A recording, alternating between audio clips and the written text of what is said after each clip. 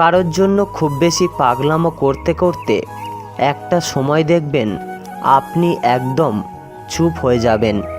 তখন চাইলেও না আর আগের মতো পাগলামি করতে ইচ্ছে হবে না। একটা সময় যে মানুষটাকে একটু দেখার জন্য ব্যাকুল হয়ে থাকতেন, কিংবা যার সাথে একটু কথা বলার জন্য আপনি দীর্ঘ সময় অপেক্ষা করতেন, একটা সময় পর আপনি খেয়াল করে দেখবেন সেই মানুষটার সাথে দেখাই হবে না অনেক দিন। শেষবারের মতো তার সাথে কবে দেখা হয়েছে সেটাও আপনার সঠিকভাবে মনে থাকবে না।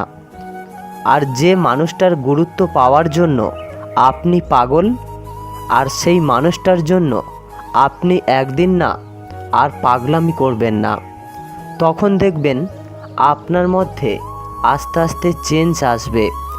আপনি নিজেকে একটু একটু করে বদলাতে থাকবেন। আপনি তখন নিজেই ফিল করতে পারবেন যে আপনি আগের থেকে নিজেকে কতটা চেঞ্জ করে ফেলেছেন।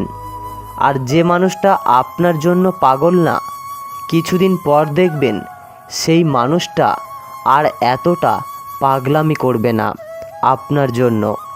আর যাকে অবহেলা করে ইগনোর করে আনন্দ পাচ্ছেন, কিছুদিন পর না আপনি তাকে অবহেলা কিংবা ইগনোর করার সুযোগটা পাবেন না।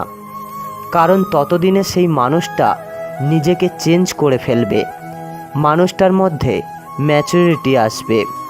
মানুষ কিন্তু সারা জীবন একরকম থাকে না, মানুষ আস্তে আস্তে বড় হয়, ম্যাচুরিটি আসে, নিজেকে একটু একটু করে বুঝতে থাকে, আবেগগুলোকে নিয়ন্ত্রণ করে ফেলে, কে ভুল আর কে সঠিক এটা সময়ের সাথে সাথে মানুষ নিজে থেকেই বুঝতে পারে।